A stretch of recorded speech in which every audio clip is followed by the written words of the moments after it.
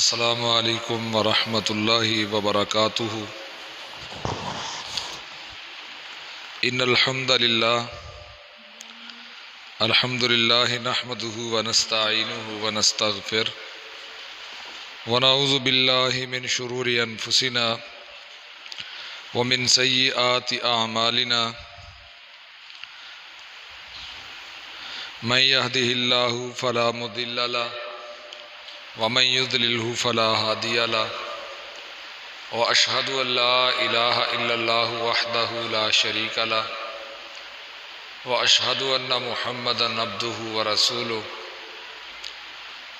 अम्मा बअदु फ़इन्ना खैरल हदीस किताबुल्लाह व खैरल हदी हदी मुहम्मदिन सल्लल्लाहु अलैहि वसल्लम व शर्रल उमूरि मुहदसातुहा व कुल्लु मुहदसतिन बिदअह व कुल्लु बिदअतिन ज़लालह व कुल्लु ज़लालतिन फिन्नार। अल्लाहुम्मा सल्लि अला मुहम्मदिन व अला आलि मुहम्मदिन कमा तुहिब्बु व तर्दा। रब्बि इश्रह ली सदरी व यस्सिर ली अमरी वहलुल उक़दतम मिन लिसानी यफ़क़हू क़ौली। अऊज़ु बिल्लाहि स्समीइल अलीम मिनश शैतानिर रजीम। बिस्मिल्लाहिर रहमानिर रहीम। वमा अरसलना मिर रसूलिन इल्ला लियुताअ बिइज़्निल्लाह।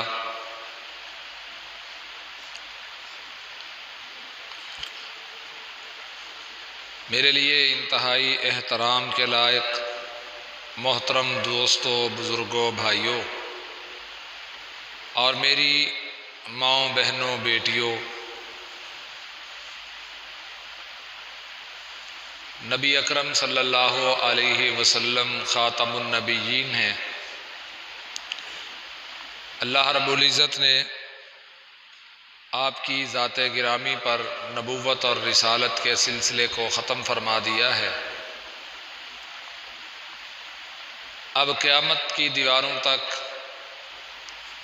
और क़यामत का सूरज तुलू होने तक इस दुनिया में कोई पैगंबर, चाहे वो ज़िल्ली हैसियत में हो या बरूज़ी हैसियत में हो, आपके बाद कोई पैगंबर इस कायनात में अब नहीं आ सकता, पैदा हो सकता।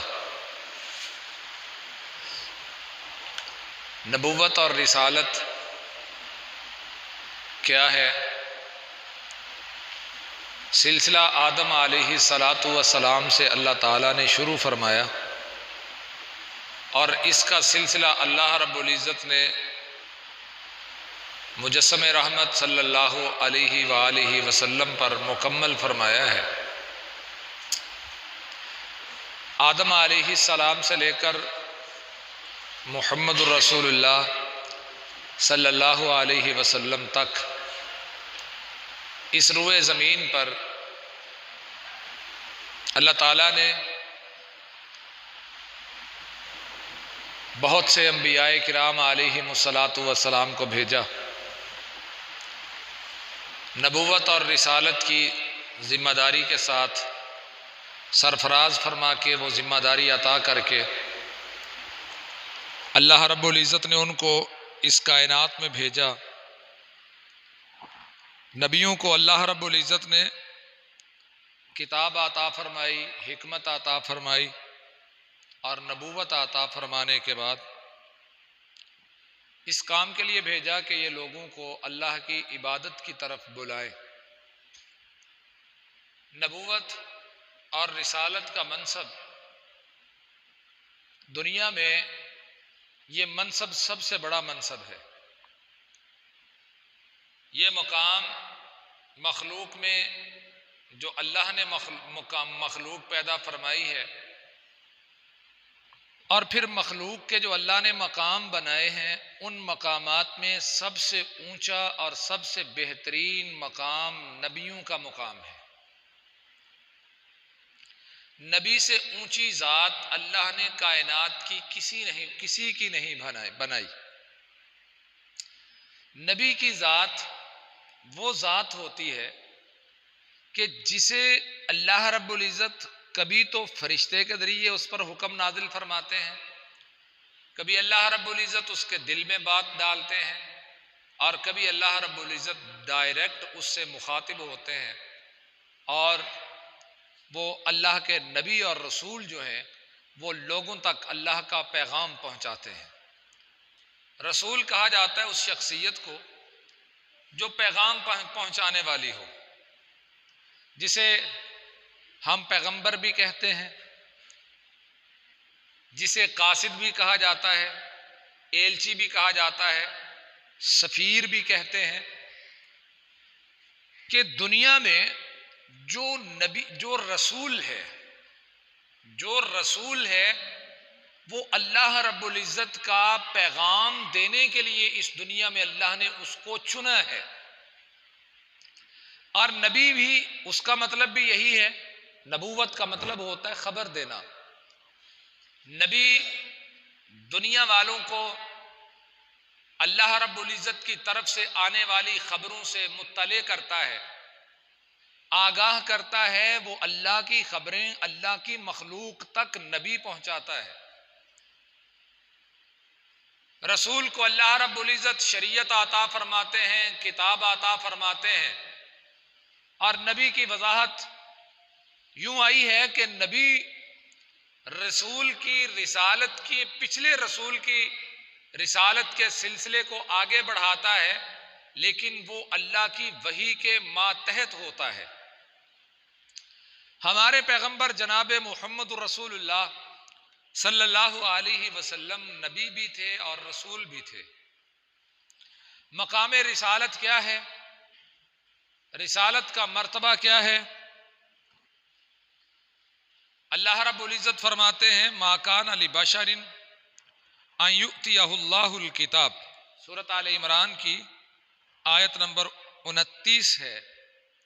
अल्लाह रब्बुल इज़्ज़त का फरमान इस आयत करीमा में कि मा कान लि बशरिन अन युअतियहुल्लाहुल किताब, कि कोई बशर ऐसा नहीं। सबसे पहली बात, जो पैगंबर की जिन्स है वो अल्लाह रब्बुल इज़्ज़त ने फरमाया मा कान लि बशरिन, किसी बशर के लिए जायज नहीं, किसी इंसान के लिए जायज नहीं, किसी आदमी के लिए जायज नहीं, अन युअतियहुल्लाहुल किताब, कि अल्लाह ने उसे किताब अता की हो, वल हुक्म, और हिकमत और हुक्म अल्लाह ने अता किया हो। इससे मुराद हिकमत दानाई, समझदारी, फहम और ज़का है।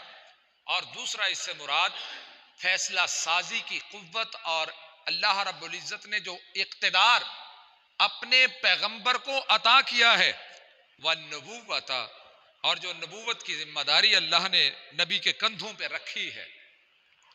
सुम्मा यक़ूल, फिर वो बशर जिसको अल्लाह ने ये जिम्मेदारियां अता फरमाई हैं, फिर वो लोगों से ये कहे, कूनू इबादल्ली, मेरे बंदे बन जाओ, मेरी इबादत किया करो, मिन दूनिल्लाह, अल्लाह के अलावा। ये किसी भी पैगंबर के शायाने शान नहीं है कि पैगंबर लोगों को अल्लाह के सामने अपना गुलाम बनाए, अपनी इबादत पर लगाए। पैगंबर की यह जिम्मेदारी है कि पैगंबर इंसानों को इंसानों की गुलामी से निकाल के अल्लाह की गुलामी में दाखिल करता है। अल्लाह रब्बुल इज़्ज़त का फरमान है, वलाकिन कूनू रब्बानियीन, वो पैगंबर लोगों को जो दावत देते हैं वो दावत ये है कि तुम अल्लाह के गुलाम बन जाओ, रब वाले बन जाओ। इस आयत करीमा से बड़ी वजाहत के साथ आप ये समझ सकते हैं कि जो नबी होता है, जो रसूल होता है, सबसे पहला कि अल्लाह रब्बुल इज़्ज़त नबी का इंतखाब कहां से करते हैं, रसूल को मुंतखब कहां से करते हैं? रसूल का इंतखाब अल्लाह रब्बुल इज़्ज़त इंसानों में से फरमाते हैं। और दूसरे नंबर पे रसूल और पैगंबर की जिम्मेदारी क्या है? उसकी जिम्मेदारी में यह बात शामिल है, और सबसे पहली और अव्वलीन बात यह है कि पैगंबर लोगों को लोगों की गुलामी से निकाल के अल्लाह का गुलाम बनाए। पैगंबर कभी अपनी जिंदगी में लोगों को अपनी इबादत के लिए नहीं उकसाते। पैगंबर कभी अल्लाह के हुक्म के मुकाबले में अपना हुक्म इंसानों को पेश नहीं करते, बल्कि इंसानों को उस हुक्म के ताबे करते हैं जो हुक्म अल्लाह रब्बुल इज्जत ने उनको अता फरमाया है। अल्लाह रब्बुल इज्जत ने जितने भी नबी इस दुनिया में भेजे, जितने भी पैगंबर इस कायनात में आए, उन सब पैगंबरों की जिंदगी का मकसद यही था कि लोगों को अल्लाह की इबादत की तरफ लगाए।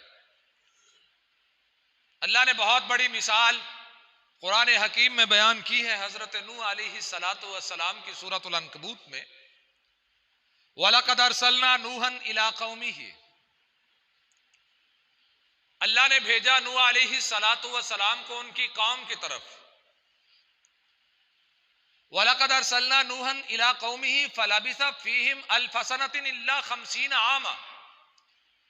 हजरत नूह अलैहिस्सलातु वस्सलाम की नबूवत का दौरानिया 50 कम 1000 साल अल्लाह ने बयान किया है। 950 साल नूह अलैहिस्सलातु वस्सलाम इस दुनिया में रहे, इस कायनात में रहे। फ़अख़ज़हुम तूफ़ान। उनकी दावत क्या थी, उनका पैगाम क्या था, जिसकी पादाश में कौम के बारे में अल्लाह रब्बुल इज्जत ने फरमाया फ़अख़ज़हुम तूफ़ान। उस कौम को तूफान ने आ लिया। तूफान आया, उस तूफान में वो सारी कौम अल्लाह ने तहस नहस फरमा दी। वहुम ज़ालिमून। वो कौम जालिम थी।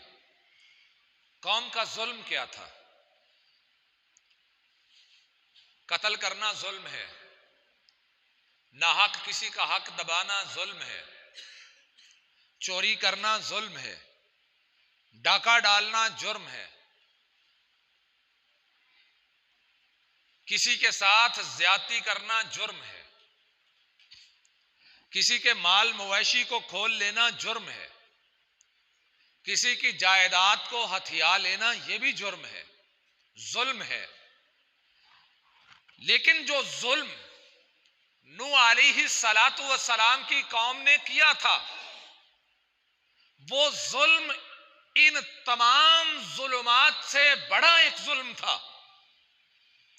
वो जुल्म ये था कि 950 साल तक अल्लाह के पैगंबर उनको दावत देते रहे, उनको अल्लाह का पैगाम सुनाते रहे। पैगाम क्या था? सूरह नूह, अल्लाह रब्बुल इज्जत ने नूह अलैहिस्सलातु वस्सलाम के नाम से पूरी सूरत अल्लाह ने कुरान करीम में नाजिल फरमाई है। इन्ना अरसलना नूहन इला कौमिही अन अंजिर कौमका मिन क़ब्लि अन यअतियहुम अज़ाबुन अलीम। उस जालिम कौम का जुल्म क्या था? कौन सा जुल्म किया कि अल्लाह रब्बुल इज्जत ने उस कौम को तबाह बर्बाद फरमा दिया, कि उस कौम पे अल्लाह रब्बुल इज्जत ने आसमान से बारिश बरसाई, जमीन के सीने में पानी जो था उसे जमीन पर निकाल दिया, और फिर उस पानी में उस कौम को गर्क फरमा के रख दिया। उस कौम का जुल्म क्या था? उस कौम का सबसे बड़ा जुर्म क्या था? वो कौम कैसी थी? उस कौम का सबसे बड़ा जुल्म यह था, सबसे बड़ा जुर्म यह था कि उस कौम ने पैगंबर नूह अलैहिस्सलातु वस्सलाम की आमद के मकसद को नहीं समझा था। उस कौम ने नूह अलैहिस्सलातु वस्सलाम के मनसबे रिसालत को नहीं समझा था। उस कौम ने नूह अलैहिस्सलातु वस्सलाम की दावत को नहीं समझा था। और नूह अलैहिस्सलातु वस्सलाम की दावत ये थी, अल्लाह ने जिम्मेदारी ये लगाई थी, अन अंजिर कौमका मिन क़ब्लि अन यअतियहुम अज़ाबुन अलीम। ऐ मेरे नूह पैगंबर अलैहिस्सलातु वस्सलाम, अपनी इस कौम को डराइए इससे पहले कि इन पर दर्दनाक अजाब आ जाए। पैगंबर की सबसे बड़ी जिम्मेदारी यह है कि कौम को अजाब से बचाए। जनाब मुहम्मद रसूलुल्लाह सल्लल्लाहु अलैहि वसल्लम को अल्लाह रब्बुल इज़्ज़त ने मुखातिब करते हुए इरशाद फरमाया, या अय्युहर रसूल। अब अल्फाज में गौर करें कि कितनी अहम जिम्मेदारी दे के अल्लाह नबी को भेजता है। या अय्युहर रसूल, ए रसूल, बल्लिग मा उन्जिला इलैका मिर रब्बिका, उस बात की तबलीग कीजिए जो आपके कल्बे अतहर पर अल्लाह की तरफ से नाजिल किया जाता है।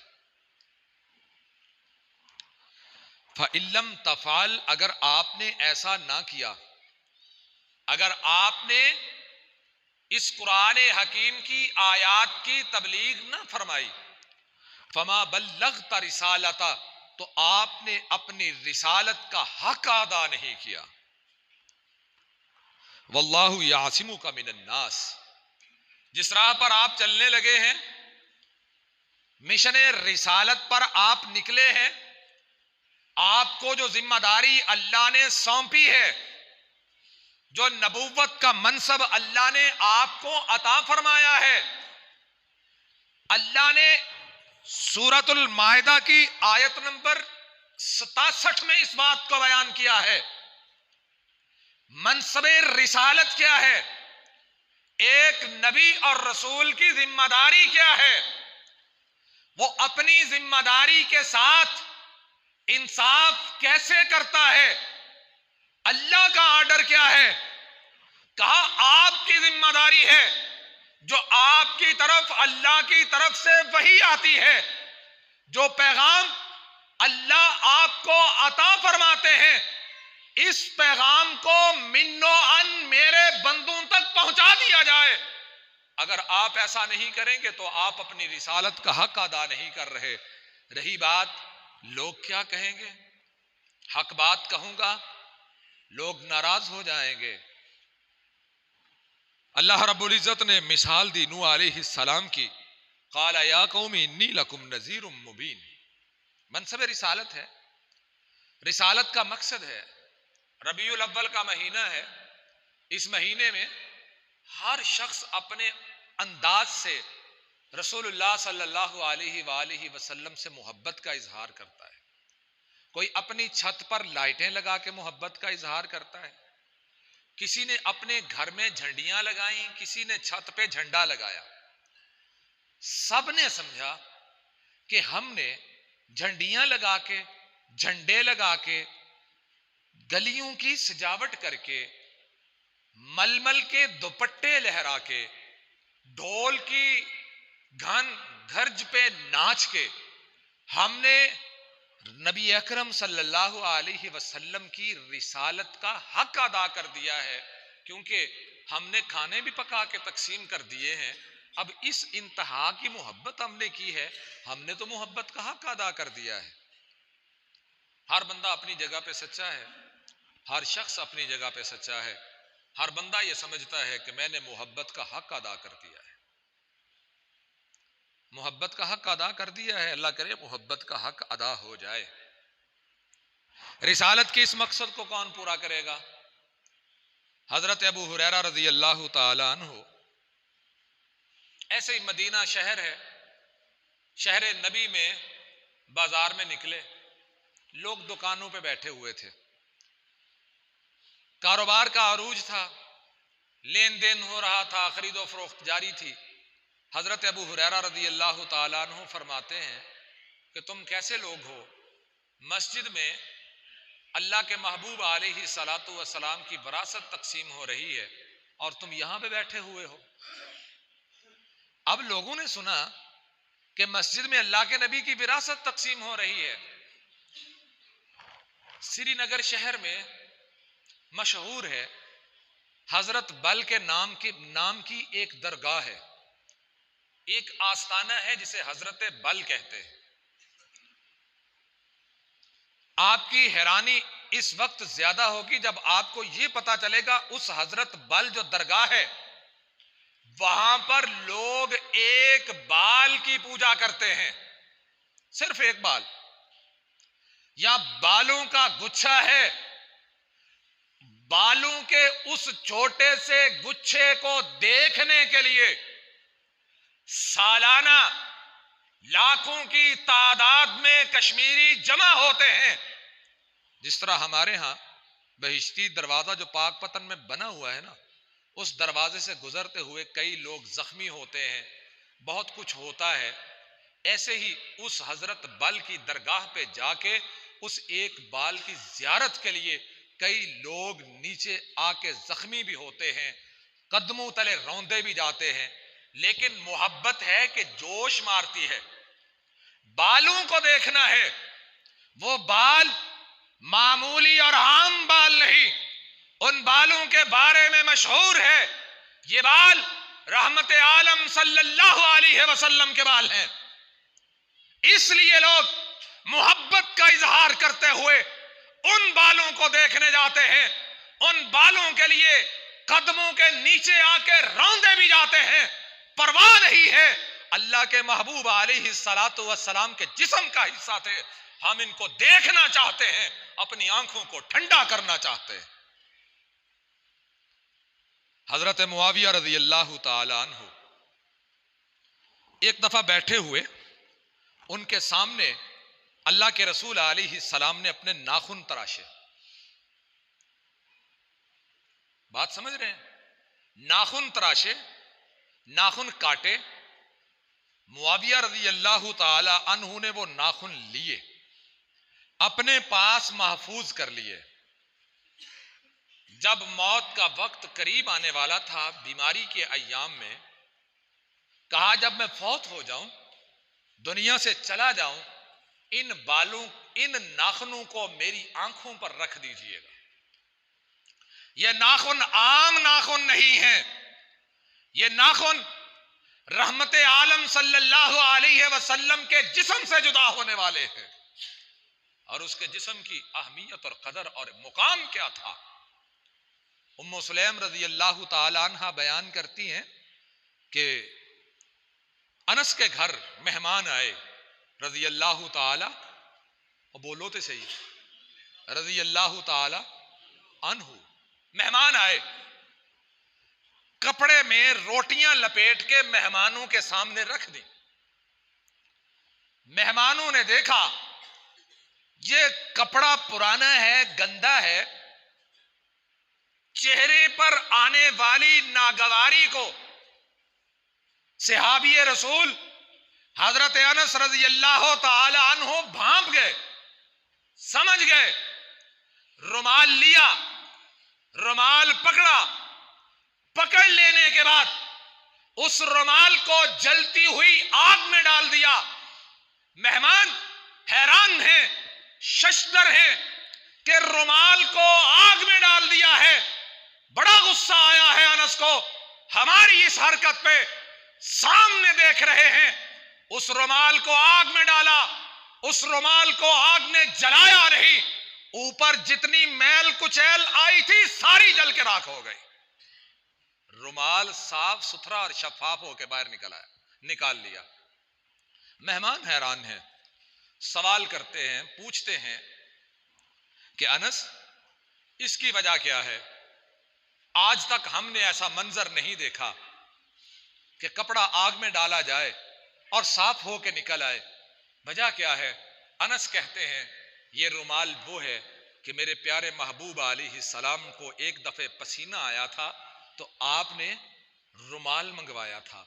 ये रुमाल मैंने आका को दिया था, मेरे महबूब ने इस रुमाल के साथ अपने चेहरे को साफ किया था।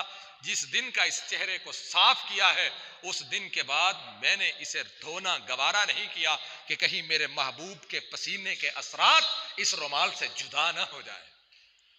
उसका तो पसीना इतना कीमती है, तो फिर जायदाद कितनी कीमती होगी। सल्लल्लाहु अलैहि व आलिहि व सहबिहि व बारक वसल्लम। आपकी चारपाई के साथ बैठी हुई इसी अनस की वालिदा उम्मे सुलैम रसूलुल्लाह सल्लल्लाहु अलैहि वसल्लम की पेशानी पर नींद की हालत में पसीने के कतरे नमूदार हुए। पसीने के उन कतरों को उम्मो सुलैम ने लिया, छोटी सी शीशी में बंद कर लिया। आप नींद से बेदार हुए, जागे। जागने के बाद उम्मो सुलैम से सवाल किया कि ये तूने क्या काम किया है? कहा आका, ये आपका पसीना है, इस पसीने से खुशबू वो आती है।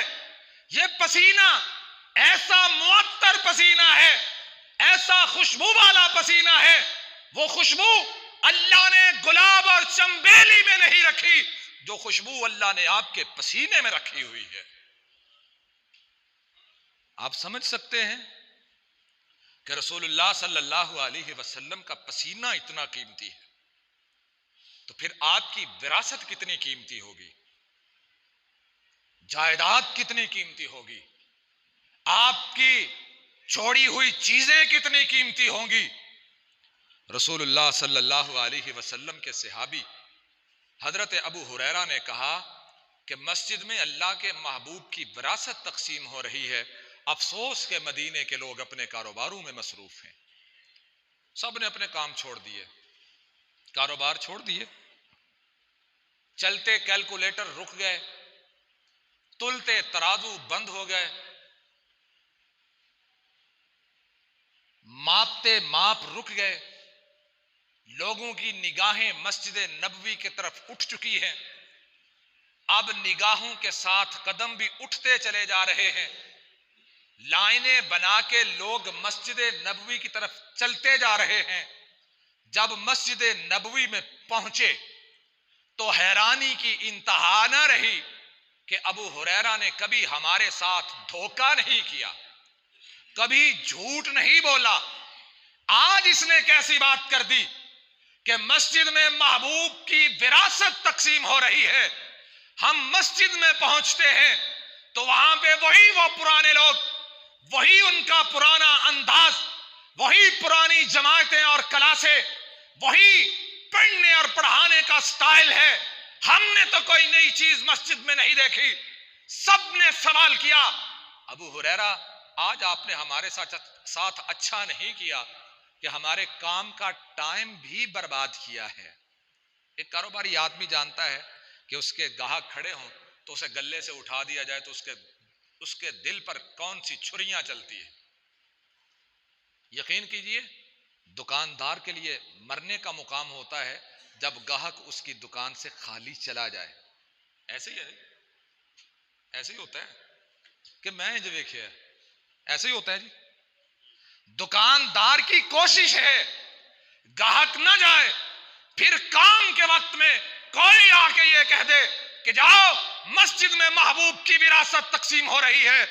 विरासत लेने महबूब की गए थे तो वहां पर तो कुछ भी ना था, खाली हाथ वापस आना पड़ा। कहने लगे अबू हुरैरा तूने हमारे साथ बहुत गलत किया है।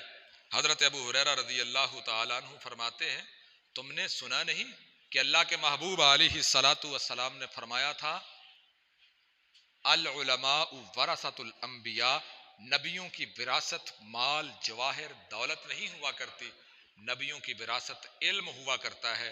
और इल्म वो हुआ करता है जो इल्म हासिल करने वाले को नबुव्वत का मकसद याद करवाते। बंदे के पास इल्म हो और उसे पता हो कि ये नबवी इल्म है, फिर वो बंदा नबी अकरम सल्लल्लाहु अलैहि वसल्लम का वारिस है। फिर उसका हक बनता है कि वो विरासत का हक अदा करे। और जिसे वो विरासत अता की गई, जिसके सर पर अल्लाह ने खत्मे नबूवत का ताज रखा, जिस पैगंबर को अल्लाह ने नबियों का इमाम बनाया, सारे नबी आते रहे, सारे नबियों को ओहदे, मर्तबे और मनसब मिलते रहे। तमाम रसूलों के बारे में अल्लाह रब्बुल इज्जत ने इरशाद फरमाया, तिलकर रुसुल फज़्ज़लना बाज़हुम अला बाज़ मिनहुम मन कल्लमल्लाहु व रफ़अ बाज़हुम दरजात, कि अल्लाह के पैगंबर, इनमें से बाज को बाज पर अल्लाह ने फजीलत अता की है, दर्जा अता किया है। इनमें से कुछ ऐसे हैं जिनको अल्लाह ने कलाम का शरफ बख्शा, कुछ ऐसे हैं कि जिनके दरजात को अल्लाह ने बुलंद किया। नबी कोई भी है, ला नुफर्रिकु बैन अहदिम मिनहुम, हम किसी भी नबी के मकाम में फर्क के कायल नहीं। हमें हुक्म दिया गया है कि हर नबी और हर रसूल की नबूवत को तस्लीम करना है, उस पर ईमान रखना है। इत्तिबा व फरमा बरदारी उनकी होगी कि जिन पर अल्लाह ने दीन इस्लाम को मुकम्मल फरमाया है, और वो ज़ात है जनाब मुहम्मद रसूलुल्लाह सल्लल्लाहु अलैहि वसल्लम की। नबूवत का मनसब क्या है, एक नबी और रसूल की जिम्मेदारी क्या है? उसकी जिम्मेदारी सिर्फ यही है कि वो लोगों तक अल्लाह के पैगाम को पहुंचा दे। अल्लाह ताला ने कुरान मजीद में सूरत 15वें पारे में बड़ा दिलचस्प वाकया बयान किया है, जिससे हम ये समझ सकते हैं कि नबी दुनिया में रोटी कपड़ा मकान का वादा लेके नहीं आते। आप महबूब अलैहिस्सलातु वस्सलाम की पहली दावत को देखें, जिस दिन आपको अल्लाह ने कहा कि लोगों को ये ऐलान सुनाए कि अल्लाह की तौहीद के कायल हो जाएं, तौहीद का नक्कारा अब आप बजा दें। तो रसूलुल्लाह सल्लल्लाहु अलैहि वसल्लम ने कोहे सफा पे खड़े होके जो बात कही थी वो ये थी, क़ूलू ला इलाहा इल्लल्लाहु तुफ्लिहू। कहीं नहीं आपने फरमाया ला इलाहा इल्लल्लाह कहोगे तुम्हारे मकान पक्के करवा दूंगा। कहीं आपने ये नहीं फरमाया ला इलाहा इल्लल्लाह कहोगे तुम्हारी गलियों में कंक्रीट बिछवा दूंगा। ला इलाहा इल्लल्लाह कहोगे मक्के से लेकर मदीने तक मोटरवे बना दूंगा। ला इलाहा इल्लल्लाह कहोगे मक्के से लेकर मदीने तक गोली की रफ्तार से चलने वाली ट्रेन चला दूंगा। कहा ला इलाहा इल्लल्लाह कहो तुफ्लिहू।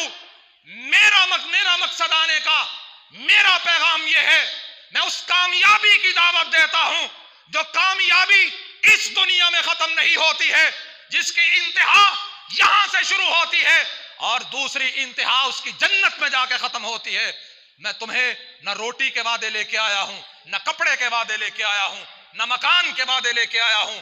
मैं मनसबे रिसालत के साथ आया हूं और मैं तुम्हारे लिए बख्शिश और हमेशा की कामयाबी का वादा लेके आया। अल्लाह के नबी ने कभी वादा नहीं किया कि मैं तुम्हें कपड़े दूंगा, तुम्हें रोटियां दूंगा।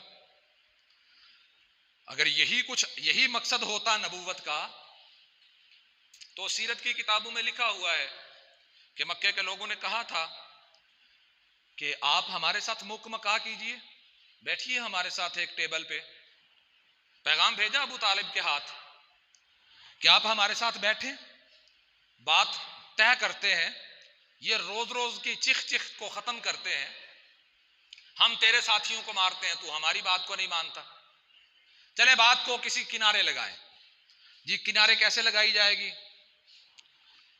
पैसा चाहिए तो मक्के की तमाम दौलत का आपको मालिक बना देते हैं।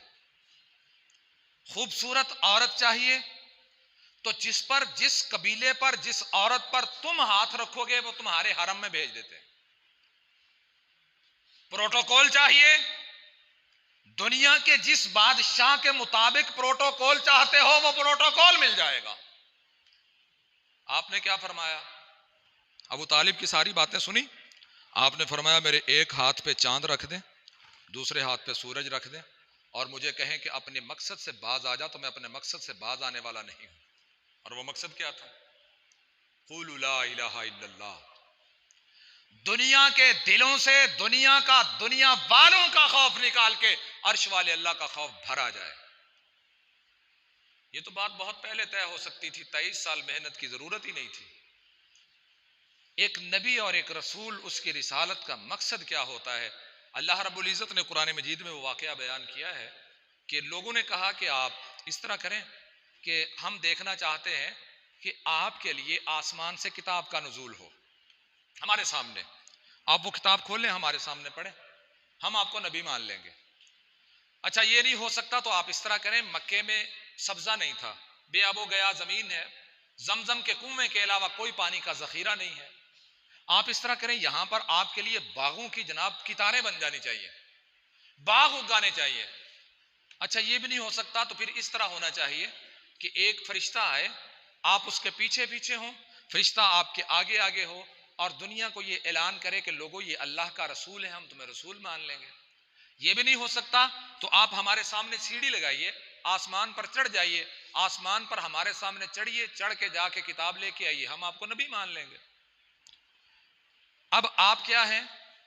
नबी थे ना, खातमुन नबीयीन थे, खातमुल मुरसलीन थे सल्लल्लाहु अलैहि वसल्लम।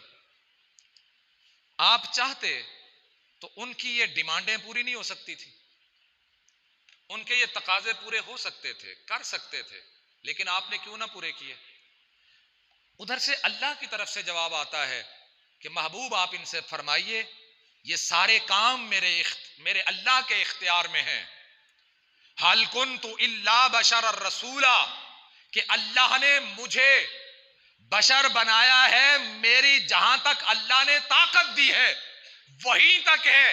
ये जो तुम मांगते हो ये सारी चीजें मुमकिन है, इम्कान है, हो सकती है, लेकिन तब होंगी जब अर्श वाला अल्लाह चाहेगा। वो चाहता नहीं है, नहीं होंगी। और मैं क्या हूं, मेरा मकसद क्या है, मेरा मिशन क्या है, मेरा मनसब क्या है? हल कुन्तु इल्ला बशर रसूला, मैं बशर हूं, लेकिन बशरों में सबसे बढ़कर अफजल बशर हूं। अफजल बशर इसलिए हूं कि अल्लाह ने मुझे अपना रसूल बनाया है। ना सिर्फ रसूल बनाया है बल्कि रसूलों का खातिम बनाया है, रसूलों का इमाम बनाया है, रसूलों का खतीब बनाया है। इसलिए मैं जहां तक मेरा मनसब है वहीं तक काम कर सकता हूं। इससे आगे जो काम है ये अर्श वाले अल्लाह की मर्जी से है, वो करे या ना करे। क्या समझे? अब रिसालत क्या है? यहां पर तो हमने रिसालत ये समझ ली कि खुदा का पकड़ा छुड़ाए मोहम्मद, मोहम्मद का पकड़ा छुड़ा कोई नहीं सकता। सल्लल्लाहु, मुंह मीठा कीजिए, कह दीजिए सल्लल्लाहु। जितनी मोहब्बत है जरा उतनी आवाज आनी चाहिए, सल्लल्लाहु। महबूब के नाम पे कंजूसी नहीं होनी चाहिए। आपके मुंह में मिठास नहीं महसूस होती जब आप दरूद पढ़ते हैं तो कह दीजिए एक मर्तबा फिर सल्लल्लाहु अलैहि वसल्लम। रहमत आलम सल्लल्लाहु अलैहि वसल्लम की रिसालत का मकसद क्या था? कि लोगों को शैतान के रास्ते से हटा के रहमान के रास्ते पे लगाया जाए। हमने क्या कहा कि खुदा का पकड़ा छुड़ाए मोहम्मद, मोहम्मद का पकड़ा छुड़ा कोई नहीं सकता, सल्लल्लाहु अलैहि वसल्लम। लेकिन जो आया टुकराया मिशन रिसालत के साथ, जो आया टुकराया रिसालत के मनसब के साथ, जो आया टुकराया रिसालत के पैगाम के साथ, जो आया मुकाबले के लिए मैदान में, चाहे वो दर पर्दा मुसलमान न था, जाहिर से मुसलमान था और अपने इस्लाम के इजहार दिन रात किया करता था, लोगों को बताया करता था मैं सच्चा आशिक हूं, मैं सच्ची मोहब्बत करने वाला हूं। महबूब मिंबर पे ना आया करते थे, वो साथ खड़ा होकर ऐलान किया करता था, लोगों हाउलाई रसूलुल्लाह, ये जो शख्सियत इस मिंबर पर बैठी है आम शख्सियत नहीं है, ये अल्लाह के रसूल हैं जिनका नाम मोहम्मद रसूलुल्लाह है सल्लल्लाहु अलैहि वसल्लम। लेकिन दिल में मोहब्बत ना थी। क्या कहा? खुदा का पकड़ा छुड़ाए मोहम्मद। खुदा ने कहा ऐसी बात नहीं है, बात को बदलिए। महबूब की दावत का इनकार होता है, मिशन रिसालत का इनकार होता है। ये एक शेर कह के रहमत आलम सल्लल्लाहु अलैहि वसल्लम की 63 साला जिंदगी, उसमें से 23 साला नबुव्वत के ऐलान के बाद कहें 23 साल तक आपने जो पैगाम इस कायनात को दिया उस सारे पैगाम की नफी कर देते हैं हम जब ये कहते हैं कि खुदा का पकड़ा छुड़ाए मोहम्मद, मोहम्मद का पकड़ा छुड़ा कोई नहीं सकता, सल्लल्लाहु अलैहि वसल्लम। याद रखिए, कायनात में मखलूक में सबसे ऊंचा मुकाम है मोहम्मद रसूलुल्लाह सल्लल्लाहु अलैहि वसल्लम। इससे भी पहले की बात सुनिए, दुनिया में जितने भी मनसब हैं, जितने भी मुकाम हैं, जितनी भी कुर्सियां और सीटें हैं, सीटों की लड़ाई है ना।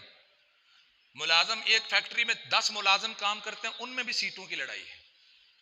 एक इदारे में 15 बंदे काम करते हैं, उनमें भी सीट की लड़ाई है। एक मुल्क के आवाम है, उनमें भी सीट की लड़ाई है। हर जगह भी सीट की लड़ाई है कि नहीं? इन तमाम सीटों से सबसे ऊंची सीट है नबुव्वत और रिसालत की, और नबुव्वत और रिसालत की सीटों में से सबसे ऊंची सीट, जिसे आप कह लें कि जो प्रिंसिपल हैं, जो नबियों के इमाम हैं, सबसे ऊंची सीट है उनकी, और वो हैं जनाब मुहम्मद रसूलुल्लाह सल्लल्लाहु अलैहि व आलिहि व सहबिही व बारक वसल्लम। लेकिन याद रखिए, अकीदा दुरुस्त कीजिए, मकाम सबसे ऊंचा है, मकाम देने वाला कौन है? कौन है? फिर मालूम हुआ कि महबूब से ऊपर जात किसकी है? जरा मिलके बोलो, सबसे ऊपर जात किसकी है? उससे नीचे कौन है? मुहम्मद रसूलुल्लाह सल्लल्लाहु अलैहि वसल्लम, कि वो जिसके बारे में शेराजी ने कहा था कि या साहिब अल जमाल व या सय्यद अल बशर मिन वजहिकल मुनीर लक़द नुव्विर अल कमर। फारसी अरबी के शेर हैं, आपको क्या समझ आएंगे। कहता है, ए या सय्यद अल बशर, इंसानों के सरदार, मिन वजहिकल मुनीर, आपका चेहरा ऐसा रोशन है, लक़द नुव्विर अल कमर, मालूम होता है कि इस रोशन चेहरे के साथ अल्लाह ने चांद को रोशन किया है। ला युमकिनु सना, तेरी सना का मैं हक अदा नहीं कर सकता। ला युमकिनु सनाउ कमा काना हक़्क़ुहु, उसकी सना का मैं हक अदा नहीं कर सकता जैसा हक है। बाद अज खुदा बुजुर्ग तुई, किस्सा मुख्तसर, के रब के बाद अगर कायनात में कोई बुजुर्ग है तो वो जनाब मुहम्मद रसूलुल्लाह सल्लल्लाहु अलैहि वालिहि वसल्लम। लेकिन इसके बावजूद ये अकीदा रखना, खुदा का पकड़ा छुड़ाए मोहम्मद, बंदा उस वक्त तक मिशन रिसालत को समझ ही नहीं सकता जब तक बंदा मुहम्मद रसूलुल्लाह सल्लल्लाहु अलैहि वसल्लम की जिंदगी में